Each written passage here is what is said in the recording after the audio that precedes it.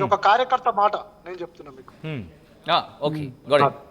Okay ఇప్పుడు తెలంగాణ రాష్ట్రం సాధించిందని చెప్పి బీఆర్ఎస్ పార్టీ మాట్లాడుతుంది. తెలంగాణ రాష్ట్రం వచ్చిన తర్వాత 7 మండలాలనే కాపాడలేని వ్యక్తి అంటే తెలంగాణ రాష్ట్రం సాధించిండు. ఎట్లా సాధించిండు? మీ ఎంపీల సంఖ్య ఎంత? 543లో మీ ఎంపీలు అంతా ఇద్దరులో విజయశాంతి గారు తప్ప. ఇంకొకటి కూడా చెప్తా ఉన్నా, ఉత్తరప్రదేశ్ సంబంధించి మాయావతి గారు ముఖ్యమంత్రిగా ఉన్నప్పుడు మాయావతి గారు 5 రాష్ట్రాలు ఉత్తరప్రదేశ్ చేయండి అని చెప్పేసి అసెంబ్లీలో తీర్మానం చేసి కేంద్రాన్ని ఎందుకో కాలేదు. ఆనాడు అసెంబ్లీలో తీర్మానం చేస్తే మనకు ఎంత మద్దతు వచ్చిందో అందరూ తెలుసు. శ్రీమతి సోనియా గాంధీ గారు కాంగ్రెస్ పార్టీ అనుకుంది కాబట్టి తెలంగాణ వచ్చింది. మీరు అట్లా మభ్యపెట్టే తెలంగాణ రాష్ట్రంలో అధికారులు ఉండి పార్టీ ఫిరాయింపులో పాల్పడడం మీరు తెలంగాణను అప్లపాలు చేసింది, మీరు ఆగమాగం చేసింది. ఒకటి వాళ్ళే కనుక గట్టిగా తెలుసుకుంటే తెలంగాణ రాష్ట్రాన్ని సాధించిన పార్టీ ఇన్ఫాక్ట్ తెలంగాణలో కాంగ్రెస్ పార్టీ కావచ్చు లేకపోతే కాంగ్రెస్ ఎమ్మెల్యే కావచ్చు లాక్కూడా మాకు ఎంతసేపు అనేది రైట్ లక్ష్మణ్ గారు అంతే కదా ఏమంటారు? అంటే తెలంగాణను సాధించుకున్న పార్టీ మాది. ఒకవేళ మేము గట్టిగా తలుచుకుంటే తెలంగాణలో కాంగ్రెస్ ని మీ పార్టీలోకి మర్చి చేయగల తీసుకొచ్చేయగల అని అంటున్నారు, అంతేనా? అవునండి. అసలు కాంగ్రెస్ ఏం చేస్తుందో అనొద్దు. నేను ఎప్పుడు రాజకీయాలు మాట్లాడలేదండి, లీగల్ డిబేట్స్ కోసం నేను రావడం జరిగింది. అంతేందుకంటే మా చరణ్ న్యాయం, చరణ్ కౌశిక్ నా సోదరుడు ఉస్మానియా యూనివర్సిటీలో దాదాపు ఒక 10-20 మందిని ఎమ్మెల్యేలు చేసింది, ఒక 10-20 మంది చైర్మన్లను చేసింది. అలా మా చరణ్ లాంటి మన చాలా మందికి ఇప్పటికీ చైర్మన్ పోస్టులు లేవు, ఎమ్మెల్సీలు లేవండి. అసలు ఏం చేస్తుంది కాంగ్రెస్ ప్రభుత్వం? యువతకి అవకాశాలు ఇస్తలేదు కాంగ్రెస్ ప్రభుత్వం ఇప్పటికీ. అంటే ఎందుకు అంటే ఇక్కడ విఫలం అవుతుంది. చాలా మందికి బాగుంది, చాలా మందికి బయట వచ్చే ప్రయత్నాలు కూడా చేస్తున్నారు. కానీ ఏంటంటే ఇప్పుడు సీఎం గా తను ఉన్నారు కాబట్టి ఒక 3 ఏళ్ళు గడవాలి కాబట్టి చాలా మంది బాధను దిగమిందుకొని నడుపుతున్నారండి. ఇది చాలా మందికి తెలియదు. అంతెందుకు పిడమర్తి కూడా జాయిన్ అయ్యాడు, చాలా మంది జాయిన్ అయ్యారు. ఎవరికి ఏముందండి? స్టూడెంట్ లీడర్లకి, ఉద్యమకారులకి ఇక్కడ న్యాయం జరుగుతుందా మీరు చూడండి. వీళ్ళకి చైర్మన్ ఇచ్చి గౌరవించి, ఎమ్మెల్సీ ఇచ్చి గౌరవిస్తే అప్పుడు మాలాంటి అడ్వకేట్లు కాదు, నేను కూడా ఉద్యమకారులకు కేసులు చేశాను. నేను ఇక్కడ మా వాళ్ళకి అంటే ఇప్పుడు నేను నమ్ముకున్న నీ కార్యకర్తలకే నువ్వు న్యాయం చేయట్లేదు. నిజంగా బీఆర్ఎస్ పార్టీ కేసీఆర్ గారు అనుకుంటే పెద్ద విషయం కాదండి. నేను ఒక కార్యకర్త తరపున మాట్లాడుతున్నా, మా బీఆర్ఎస్ పార్టీ కార్యకర్త. Okay so back to the subject again. ఇక్కడ మీరు లీగల్ గా మళ్ళీ పోటీ చేస్తూ ఉంటున్నారు, అంటే లీగల్ గా దీన్ని ఫైట్ చేస్తూ ఉంటున్నారు. సో ఈ క్రమంలో ఒకవేళ కనుక ఇప్పుడున్న ఈ 5 ఎమ్మెల్యేలు స్పీకర్ అన్న మాట నేను కోట్ చేయడం జరుగుతుంది, బీఆర్ఎస్ తోనే ఉన్నారు అని చెప్పి అంటున్నారు కాబట్టి, సో ఇక్కడ బీఆర్ఎస్ తోనే ఉన్నామని చెప్పి వాళ్ళు చెప్పిన తర్వాత సో మీకున్న పాయింట్స్ ఏంటి? ఒకవేళ బీఆర్ఎస్తో వాళ్ళు కంటిన్యూ అయితే కనుక మీకున్న పాయింట్స్ ఏంటి? వాళ్ళని అక్కడి నుంచి డిస్క్వాలిఫికేషన్ కావచ్చు, వాట్ ఇట్ మేబీ. సో మీకున్న పాయింట్స్ ఏంటి? ఒకవేళ వాళ్ళు బీఆర్ఎస్లోనే కంటిన్యూ అవుతారని చెప్తే కనుక బీఆర్ఎస్ రెడీగా ఉంది అడ్మిట్ చేయడానికి అనేది ఇంకో మాట. మీ రియాక్షన్ ఏంటి లక్ష్మణ్ గారు? వాళ్ళు ఒక నిజంగా ఈ రోజు స్పీకర్ గారి నిర్ణయాన్ని వాళ్ళు స్వాగతిస్తున్నట్టయితే ఇమీడియట్ ప్రెస్ మీట్ పెట్టాలండి. ప్రెస్ మీట్ పెట్టి మేము ఈ మాటలు మాట్లాడినామా లేదా జనాలకు ఒక ఆన్సర్ ఇచ్చి, ఒక ప్రజా ప్రతినిధులు కాబట్టి ఆన్సర్ ఇచ్చిన తర్వాత వాళ్ళు మేము బీఆర్ఎస్ పార్టీలోనే ఉన్నాం, అభివృద్ధి కోసం కాంగ్రెస్ లో సీఎం గారి దగ్గరికి వెళ్ళామని చెప్పొచ్చు. ఇప్పటికైనా వాళ్ళని ప్రెస్ మీట్ పెట్టి చెప్పానండి, ప్రజలు కూడా గమనిస్తున్నారు కదా. అప్పుడు మా అధిష్టానం ఏం నిర్ణయం తీసుకుంటుంది, సుప్రీంకోర్టులో మా సీనియర్ అడ్వకేట్స్ ఏం అప్పీల్ చేస్తామని అప్పుడు మేము నిర్ణయం తీసుకునే అవకాశం ఉంటుంది. ఓకే చరణ్ కౌశిక్, ఇప్పుడు ఈ 5 సంగతి మాట్లాడుకుంటే మళ్ళీ ఇదే పాయింట్ ఎందుకు వస్తున్నానంటే, వీళ్ళు 5 మీరు అన్నారు ఇటు బీఆర్ఎస్ సక్సెస్ అయింది, వాళ్ళని బీఆర్ఎస్ వైపు తిప్పుకోవడంలోనో అయితే వాళ్ళు బీఆర్ఎస్లోని నిలుపుకోవడం చెప్పి, ఇది కాంగ్రెస్కి డిసడ్వాంటేజ్. ఎందుకంటే చాలా ఓపెన్గా జరిగిన డిస్కషన్. ఈ 5 మీకు మద్దతు ఇచ్చారు, పోనీ మీ పరిభాషలోనే అనుకుందాం, మీకు మద్దతు ఇచ్చారు అనుకున్నప్పుడు మీ పార్టీ వాళ్ళని కాపాడుకోలేకపోయిందా? వాళ్ళు ఫర్ సపోజ్ వాళ్ళు రేపు మీ మీద ఏదో యాక్షన్ వచ్చిందో లేకపోతే ఏదో జరిగింది అనుకుందాం, అటువంటి సందర్భంలో 5 మీకు సపోర్ట్ లేరంటే మీరు చేసిన ప్రయత్నాలు ఇక్కడ వృధా అయినట్టుగా. సార్ ఇక్కడ ఓన్లీ చట్టం ప్రకారం మాత్రమే, టెక్నికల్గా మాత్రమే నడుస్తున్న వ్యవహారం. ఎందుకంటే వాళ్ళు కోర్టుకు పోయారు కాబట్టి ఆ కోర్టులో ప్రాసెస్లో భాగంగా నడుస్తూ ఉంది. మీరు చూస్తూ ఉన్నారు, తెలంగాణ రాష్ట్రంలో కాంగ్రెస్ పార్టీ అధికారంలోకి వచ్చిన తర్వాత 2 బై ఎలక్షన్లు 2 మేమే గెలిచినాం. మా సంఖ్య 64 నుంచి 66 అయింది. 3 ఎంపీలు ఉంటే మేము 8 ఎంపీలు పోయినాం. లోకల్ బాడీలో మా పర్సంటేజ్ 20% ఉంటాయి. ఇప్పుడు 61% మాకు సర్పంచ్ ఎలక్షన్లో వచ్చిన పరిస్థితి. బీఆర్ఎస్ పార్టీ ఏనాడు ఇంత ఘోరమైన పరిస్థితి లేదు, మీరు అర్థం చేసుకోవాలి. ఎందుకంటే బీఆర్ఎస్ పార్టీ పెట్టినప్పుడు 2004లో 5 ఎంపీలు, 2009లో 2, 14లో 11 మంది, 19లో 9 మంది. ఈరోజు గుండు 0. 37% వచ్చిన ఓటు బ్యాంకు ఈరోజు 88 స్థానాల నుంచి 39 స్థానాలు పడ్డది. 2 బై ఎలక్షన్లు వస్తే 2 పోయినాయి. 9 ఎంపీలు గుండు 0 వచ్చిన పరిస్థితి. పార్లమెంట్లో, లోక్సభలో ప్రాతినిధ్యం లేని పరిస్థితి వచ్చింది.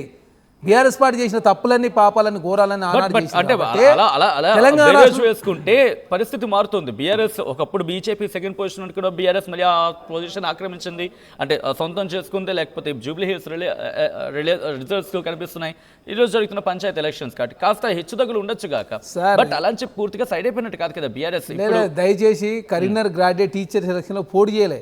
కరీంనగర్ అంటే ఏంది? కరీంనగర్లో సిరిసిల్ల ఉంది, నిజామాబాద్ ఉంది, గజ్వేల్ ఉంది, సిద్దిపేట ఉంది, అన్నీ ఉన్నాయి, మెదక్ ఉన్నది.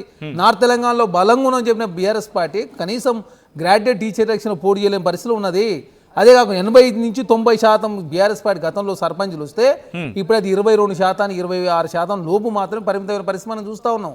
జూబ్లీస్ వాళ్ళ సిట్టింగ్ స్థానాన్ని కాంగ్రెస్ పార్టీ గెలిచింది. కంటోన్మెంట్లో బీఆర్ఎస్ పార్టీ థర్డ్ పోయింది, Chevella parliament third, Secunderabad parliament మొత్తం 7 స్థానాల్లో థర్డ్ పోయి 2 స్థానాలే మహిబాద్ కమ్మల మాత్రం డిపాయిట్ వచ్చి బీఆర్ఎస్ పార్టీ ఘోరంగా దెబ్బతింది. 18% మాత్రం పరిమితమైన పరిస్థితి మనం చూస్తూ ఉన్నాం. కాబట్టి బీఆర్ఎస్ పార్టీ ఆదరణ కరవైతుంది కాబట్టి ఎట్లన్నా కోర్టు పోయినా ఇంకో విధంగానన్నా మన సభ్యులకు సంబంధించి చాలా మంది పోతానికి సిద్ధంగా ఉన్నారు కాబట్టి ఆపే ప్రయత్నం వారు చేస్తూ ఉన్నాం. టెక్నికల్గా వాళ్ళు కోర్టుకు పోయి ఇవన్నీ జరిగే తంతు నడుస్తూనే ఉంటుంది.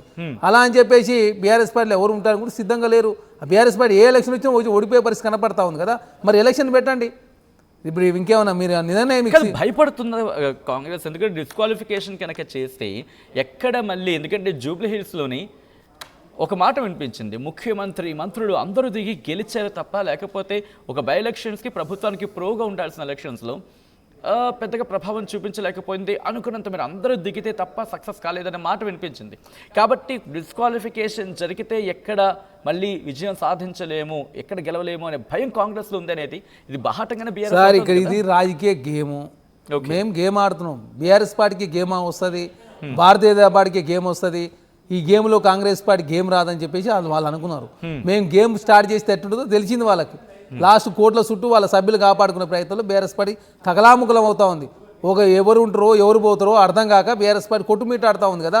ప్రతిపక్ష నాయకు కనీసం అసెంబ్లీకి వచ్చే పరిస్థితి లేదు. తెలంగాణ సమాజానికి తల చూపించే పరిస్థితి లేదు కదా. చేసిన తప్పులని మీరు చేసి మీకన్నా తప్పులు కాంగ్రెస్ పార్టీ ఏం చేసిందా కంటిన్యూ చేద్దాం. ఇక్కడ ఒక ఇంట్రెస్టింగ్ పాయింట్ వచ్చింది కాబట్టి నేను మళ్ళీ లక్ష్మణ్ గారికి వెళ్ళే ప్రయత్నం చేస్తాను. లక్ష్మణ్ గారు, ప్రస్తుతం టెక్నికల్గా అయితే ప్రస్తుతం 5 కూడా 5 ఎమ్మెల్యేలు కూడా మీ పార్టీలోనే ఉన్నారు. సో వాళ్ళు ఎక్స్పెక్ట్ చేస్తోంది హైయర్ ఎక్స్పెక్టేషన్స్ లేవు. ఒకవేళ ఇష్యూ వచ్చినప్పుడు వాళ్ళకి మద్దతు కావాల్సింది మాత్రమే. సో మీ పార్టీలో ఉంటూ అవసరమైన సందర్భంలో వాళ్ళకి మద్దతు ఇస్తే కనుక వాట్ ఇట్స్ గోన్ బి, అప్పుడు మీకు ఏం జరిగే అవకాశం ఉంటుంది? మీకు నష్టం అనేది క్లియర్గా కనిపిస్తుంది, బట్ పార్టీలోనే ఉంటారు. సో ఈ విషయంలో టెక్నికల్గా చూస్తే వాళ్ళు మీ పార్టీలో ఉన్నట్టే, కానీ మీకు నీడ్ ఆఫ్ ద అవర్ వచ్చినప్పుడు మీకు సపోర్ట్ ఉండకపోవచ్చు. సో దీన్ని, ఈ డ్యామేజ్ విషయంలో పార్టీ వ్యూహం ఏంటి? అట్ ద సేమ్ టైం లీగల్గా ఎలా ముందుకు వెళ్ళాలనుకుంటున్నారు? అఫ్కోర్స్ సుప్రీంకోర్టులో మీరు రీచ్ అయ్యే సందర్భంలో కూడా ఏ పాయింట్స్ రేస్ చేసే అవకాశం ఉంటుంది అప్పుడు? అంటే క్లియర్ గా ఇక్కడ చాలా విషయాలు మన ప్రస్తావనకు వచ్చే అవకాశం ఉంటుందండి. ఇక్కడ ప్రభుత్వం ఇప్పుడు పార్టీ హెడ్ కి సంబంధించి విప్ జారీ చేయడం కావచ్చు, వాళ్ళ స్టేట్మెంట్ రికార్డ్ కావచ్చు, వాళ్ళ ఎవిడెన్స్ కావచ్చు, మీరు అన్నట్టు ఈ 5 ఎమ్మెల్యేలకు సంబంధించిన వీడియో క్లిప్పింగ్స్ కూడా మనం మళ్ళీ సుప్రీంకోర్టులో మనం ప్రస్తావించే అవకాశం ఉంటుంది. వాటికి సంబంధించిన ఎవిడెన్స్ ని ఎందుకు ట్రీట్ చేయలేదు అనే విషయం కూడా సుప్రీంకోర్టులో ప్రస్తావించే అవకాశం ఉంటుంది. నిజంగా కాంగ్రెస్ పార్టీకి వాళ్ళు మద్దతు ఇస్తున్నట్టు చెప్తే అది నిజంగా క్లియర్ గా పార్టీ ఫిరాయింపుల చట్టాన్ని అతిక్రమించినట్టు అవుతుంది. అది మనం మినిమం ఇప్పుడు కాంగ్రెస్ పార్టీకి సంబంధించిన లీగల్ టీమ్ కూడా అందరికి నాలెడ్జ్ ఉన్న ఇష్యూ అది. కాబట్టి అలా మద్దతు తెలిపినప్పుడు మళ్ళీ ఆ విషయాలను కూడా, అంటే ఆ విషయాలు ఏ విధంగా మద్దతు తెలుపుతున్నారు వాళ్ళు, ఓరల్ గా చెప్తున్నారు, టీవీ ఛానల్ ద్వారా చెప్తున్నారా, రిటర్న్ గా చెప్తున్నారా, దానికి సంబంధించిన ఎవిడెన్స్ ఏముంది అనేది కలెక్ట్ చేసి అది సుప్రీంకోర్టులో ప్రస్తావనకు వచ్చే అవకాశం ఉంటుంది. మళ్ళీ దాన్ని మేము సుప్రీంకోర్టులో మళ్ళీ దాన్ని ఎవిడెన్స్ ని మేము ప్రొడ్యూస్ చేసి మళ్ళీ దాని మీద కూడా స్క్రూటినీ చేసి దాని మీద కూడా స్పీకర్ కి మళ్ళీ కూడా మేము కంప్లైంట్ చేసే అవకాశం కూడా ఉంటుంది. బట్ అంటే ఇది ఇలా డ్రాగ్ ఆన్ అయిపోదా? ఎందుకంటే ఆయన అన్నట్టుగా కొన్ని కేసెస్లో ఇయర్స్ పడుతున్నాయి, కొన్ని 10 ఏళ్ళు పడుతున్నాయి, కొన్ని 5 ఏళ్ళు పడుతున్నాయి, కొన్ని సందర్భాలు ఎలక్షన్స్ అయిపోయిన తర్వాత రిజల్ట్స్ వస్తున్నాయి. సో అంటే ఇప్పుడు ఇక్కడ స్పీకర్ గారు ఇచ్చినట్టు జడ్జిమెంట్ కూడా సుప్రీంకోర్టు క్లియర్ గా దాన్ని మన అలో చేసే అవకాశం ఉండొచ్చు, క్వాజ్ చేసే అవకాశం ఉండొచ్చు. ఇంకోటి సుప్రీంకోర్టు కానీ డిస్క్వాలిఫై చేసే అవకాశం కూడా ఉంది. చాలా సందర్భాలలో జరిగినాయి. అంటే ఈ జడ్జిమెంట్ నే ఫైనల్ అని చెప్పడానికి కూడా లేదు. దీనికి ఛాలెంజ్ చేసి ఇప్పుడు షెడ్యూల్ 10th లో క్లియర్ గా చెప్తుంది, ఏదైతే స్పీకర్ ఇచ్చినటువంటి తీర్పు ఉంటుందో ఆ తీర్పును హైకోర్టులో కానీ సుప్రీంకోర్టులో కానీ ఛాలెంజ్ చేయొచ్చు. అప్పుడు సుప్రీంకోర్టులో క్లియర్ గా మన స్పీకర్ గారు ఇచ్చినటువంటి ఏదైతే జడ్జిమెంట్ ఉంటుందో, ఏదైతే తీర్పు ఉంటుందో దానికి సంబంధించిన వివరాలని మనం ఎవిడెన్స్ తో పాటు మళ్ళీ ఆర్గ్యూ చేసే అవకాశం సుప్రీంకోర్టులో ఉంటుందండి. దాన్ని కూడా మేము ఛాలెంజ్ చేస్తాము. మోస్ట్లీ ఈ ఆర్డర్ ఎగనెస్ట్ కూడా సుప్రీంకోర్టులో వచ్చే అవకాశం ఉంటుంది. బట్ లక్ష్మణ్ గారు, అంటే మీరు దీనికి సంబంధించి ఛాలెంజ్ చేయొచ్చు కాక సుప్రీంకోర్టులో, బట్ సుప్రీంకోర్టుకి స్పీకర్కి డైరెక్షన్స్ ఇచ్చే అవకాశం ఉంటుందా? ఎందుకంటే రాజ్యాంగబద్ధమైన పదవి కాబట్టి ఆ డైరెక్షన్స్ ఇచ్చే అవకాశం, ఆ అంశంలో కాస్త ఎందుకో ఆ డిఫరెన్సెస్ అనేవి మాటలు వినిపిస్తూ ఉంటాయి. కాబట్టి ఇది ఇంకా ముందుకు వెళ్ళే అవకాశం ఉంటుంది తప్ప ఎక్కడ తేలే అవకాశం ఉండదు అనేది ఇంకొక డిస్కషన్. Is it so? అంటే ఇక్కడికి మీరు చూశారు కదండి, ఇప్పుడు సుప్రీంకోర్టు డైరెక్షన్ ఇస్తేనే స్పీకర్ గారు నిర్ణయం తీసుకోవడం జరిగింది. డైరెక్షన్ ఇచ్చింది క్లియర్, అది చట్టం. అది కోర్టుకి కొన్ని సూపర్ పవర్స్ ఉంటాయి, కొన్ని స్పెషల్, అంటే ఇమీడియట్ గా డైరెక్షన్, అంటే సొంత నిర్ణయాలు తీసుకునే రైట్ జడ్జికి ఉంటుందండి. సుప్రీంకోర్టుకి జడ్జికే కావచ్చు, మేజిస్ట్రేట్ కే కావచ్చు, హైకోర్టు జడ్జికే కావచ్చు. డైరెక్షన్ ఇచ్చే అధికారం సుప్రీంకోర్టుకు ఉంటుంది, హైకోర్టుకు ఉంటుంది.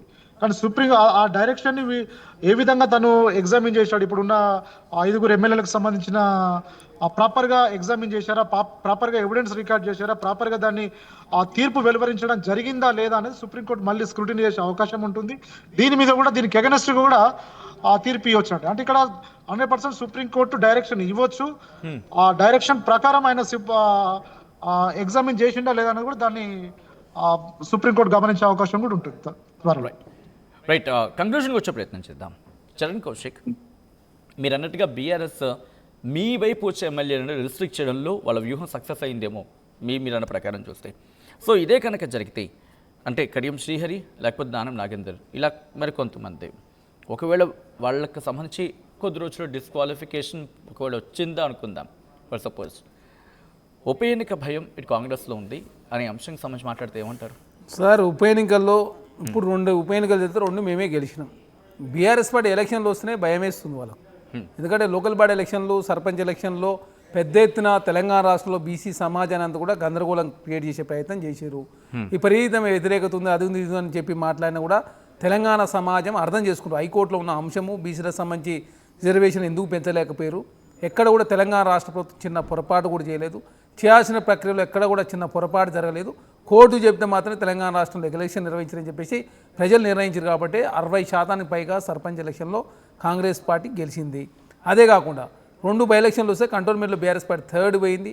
అదే కాకుండా జూబ్లీస్ ఎలక్షన్లో కాంగ్రెస్ పార్టీ గెలిచింది, బీఆర్ఎస్ పార్టీ 2nd వచ్చింది, భారతీయ జనతా పార్టీ 3rd పోయిన పరిస్థితి మనం చూస్తాం. 2 బై ఎలక్షన్స్ 2 కాంగ్రెస్ పార్టీ. రేపు ఏ బై ఎలక్షన్లు వచ్చినా, ఇంకే ఎలక్షన్లు వచ్చినా కాంగ్రెస్ పార్టీగా ఖచ్చితంగా ప్రజలకు ఇచ్చిన ప్రతి హామీ నెరవేర్చే ప్రయత్నంలో మేము ప్రభుత్వం ముందుకు పోతా ఉంది. ఆనాడు ప్రజాస్వామ్యాన్ని కూని చేసిందే బీఆర్ఎస్ పార్టీ అని చెప్పేసి తెలంగాణ సమాజానికి అర్థమైంది. ఆనాడు ప్రజాస్వామ్యం కూని చేసి ఏకంగా ఫామ్ హౌస్ పాలన కొనసాగించారు కాబట్టి, ప్రగతి భవన్లో ఎవరికి ప్రవేశం లేదు కాబట్టి తెలంగాణ రాష్ట్రంలో కేసీఆర్ గారు బయటకు వచ్చి ముఖం చూపించలేక మాత్రమే ఫామ్ హౌస్లో రెస్ట్ తీసుకుంటూ కనీసం అసెంబ్లీకి వచ్చి ప్రజా సమస్యల మీద కూడా మాట్లాడిన పరిస్థితి ఉన్నది. కల్వకుంట్ల కవిత గారి ప్రశ్నలకే సమాధానం చెప్పలేని పరిస్థితి బీఆర్ఎస్ పార్టీ. కల్వకుంట్ల కవిత గారు అడుగుతా ఉంది ప్రశ్నలు, ఒక్కటి కాదు, పార్టీ ఫిరాయింపులో పాల్పడేది మనమేం చెప్పి ఆమె మాట్లాడుతుంది. ఫోన్ ట్యాపింగ్ చేసి అల్లుని ఫోన్ కూడా ట్యాప్ చేసినాం అని చెప్పి తండ్రిని అడుగుతా ఉంది. అయ్యా మీరే ఇండస్ట్రియల్ ఇండస్ట్రియల్ ల్యాండ్లు మీరు ఇల్టు పాలసీ మీరే తీసుకొచ్చారు, ఇండస్ట్రియల్ జోన్స్ మార్చని చెప్తా ఉంది. అదే కాకుండా సిరీస్ భూములు కావచ్చు, అదేవిధంగా కుక్కడిపల్లిలో ఉన్నటువంటి ఐడిబిఎల్ భూములు కావచ్చు, ఒకటి కాదు. తర్వాత ఫోన్ ట్యాపింగ్ హరీష్ రావు గారు, సంతోష్ రావు గారు చెప్పించిన గ్రీన్ ఇండియా ఛాలెంజ్లో సంతోష్ రావు అవినీతి పాల్పడని ఇసుక మాఫియాకు అది సంతోష్ గారు చేసిరని చెప్పేసి యూట్యూబ్ ఛానళ్ళని కూడా, అదేవిధంగా కేటీఆర్ గారు చూసుకుంటూ శాటిలైట్ ఛానల్ హరీష్ రావు గారు ఒకటి కాదు 2 కాదు, ఆ ప్రశ్నలకు సమాధానం చెప్పలేక కేటీఆర్ గారు ట్విట్టర్ వేదిక స్పందించే కేటీఆర్ గారు స్పందిస్తలే, హరీష్ రావు గారు స్పందిస్తలే, తర్వాత సబ్జెక్ట్. బట్ ఈ విషయంలో మీ వ్యూ ఏంటి అండ్ మీ అడుగులేంటి కాంగ్రెస్? సార్, ఇది కంటిన్యూ జరిగే ప్రక్రియ. ఇది ఒక రోజు ఒడిచేది కాదు, ఇవాళ ఒక రోజు ఒడిచేది కాదు. ఎందుకంటే మేము చెన్నమనేని రమేష్ గారి కేసే బ్రిటన్ ప్రభుత్వం ఒప్పుకొని భారత ప్రభుత్వం ఒప్పుకున్న తర్వాత 15 సంవత్సరాలు పట్టింది ఒక కేసు తేలడం కోసము. ఇంకా 3 సంవత్సరాలు క్లోజ్ అయిపోతుంది ఇష్యూ. లాస్ట్ ఇయర్ ఎలక్షనే, 6 నెలల లోపు నిర్ణయం తీసుకున్నప్పుడు ఏమయ్యేది ఉండదు. అరే మా 18కి సంబంధించి మా ఎమ్మెల్యేలు సంపత్ గారిని కోమటిరెడ్డి వెంకరెడ్డి గారిని ఇద్దరిని డిస్క్వాలిఫై చేస్తే ఇప్పటిగా కేసు అతిగతి లేదండి. మేము కూడా కోర్టు పోయినాం, హైకోర్టు పోయినాం. Alright, అంటే ఇది ఇంకా ప్రొలాంగ్ అవుతుంది తప్ప ఇది ఎక్కడ జరుగుతూనే తెలియదు. ఉంటుంది. ఇది Okay. నిరంతరం లక్ష్మణ్, జరిగే మీరేమంటారు? ప్రక్రియ. అంటే ఇవాళ ఒక్కరోజు తెలియదు దాదాపుగా కాదు. ఇది ఇంకా ఇది జరిగే అవకాశం ఉంటుంది, కంటిన్యూ అవుతుంది తప్ప ఎక్కడ తేలదు. ఒకవేళ తేలినా హార్డ్లీ ఎలక్షన్స్ ఒక 6 months ముందు జరిగే అవకాశం ఉంటుంది అనేది. సో ఇది ముందుగా తేల్చేందుకు బీఆర్ఎస్ లీగల్ టీం ఏమైనా గట్టిగా ప్రయత్నం చేస్తుందా? ఈ ఏదైతే తీర్పు ఇచ్చే జడ్జిమెంట్ ఇచ్చారో ఈ జడ్జిమెంట్ కూడా సుప్రీంకోర్టులో ప్రస్తావిస్తాము. సుప్రీంకోర్టు కూడా ఈ జడ్జిమెంట్ ని పునః పరిశీలించే అవకాశం కూడా ఉంటుంది. దీని మీద కూడా మేము ప్రాపర్ గా ఆర్గ్యుమెంట్ చేసే అవకాశం ఉంది. మోస్ట్లీ 1-2 months లో దీని మీద కూడా ఫైనల్ తీర్పు వచ్చే అవకాశం ఉంటుంది సుప్రీంకోర్టులో. Right, thank you so much Laxman గారు. At the same time Charan Kaushik ఆర్టీవీతో జాయిన్ అయ్యే అంశానికి సంబంధించి మీ వర్షన్ని వినిపించే ప్రయత్నం చేస్తాను. మొత్తంగా 2 వర్షన్స్ మీరు చూశారు. కాంగ్రెస్ అయితే మాత్రం లేదు, వాళ్ళది కేవలం మద్దతు మాత్రమే అంటోంది కాంగ్రెస్. ఎలాగైనా లీగల్గా పోరాటం చేస్తాం, గెలిచేది మేమే అంటోంది బీఆర్ఎస్. ఏం జరగబోతోంది, మీరేమనుకుంటున్నారు? కమెంట్ చేసే ప్రయత్నం చేయండి. అసలైన తొలి వెలుగు. ఫాలో వాట్సాప్ @తొలి వెలుగు official.